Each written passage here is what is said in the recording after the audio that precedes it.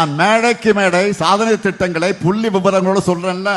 நான் கேட்கிறேன், என்றைக்காவது ஒரு நாள், ஏன் ஒரே ஒரு நாள் பழனிசாமி தன்னுடைய சாதனைகள் இதுன்னு பட்டியல் போட்டு பேசி இருக்கிறாரா? என்றைக்காவது ஒரே ஒரு நாள் சொல்றதுக்கு சாதனை ஏதாவது பழனிசாமி இருக்கா? இல்ல. அந்த காலகட்டத்தில் போதைப் பொருள் நடமாட்டத்தை முற்றிலும் ஒடுக்கப்பட்டது. அதே போல நான் முதலமைச்சர் பொறுப்பேற்கின்ற பொழுது கடுமையான சோதனை, வறட்சி, 2017 கடு வறட்சி, குடிப்பதற்கு கூட மக்களுக்கு தண்ணீர் கிடைக்காத ஒரு சூழ்நிலை, அதை சரி செஞ்சோம். பிறகு புயல் டெல்டா மாவட்டத்தை புரட்டி போட்டது, அதை சரி செஞ்சோம். பிறகு கொரோனா, ஒரு வருஷம் யாரும் வர முடியல, வர முடிஞ்சுதா? இன்றைக்கு கண்ணுக்கு தெரியாத காற்றில் விஷக்கருவிகள், கொரோனா என்ற விஷக்கருவி பரவி அது யாராவது பாதிக்கப்பட்டா உடனடியா உயிருக்கு ஆபத்து ஏற்படுகின்ற சூழ்நிலை. அந்த காலகட்டத்தில் கூட அதிமுக அரசு சிறப்பா செயல்பட்டு, திறமையா செயல்பட்டு, விலை மதிக்க முடியாத உயிரை காப்பாற்றிய அரசாங்கம் அதிமுக அரசாங்கம்.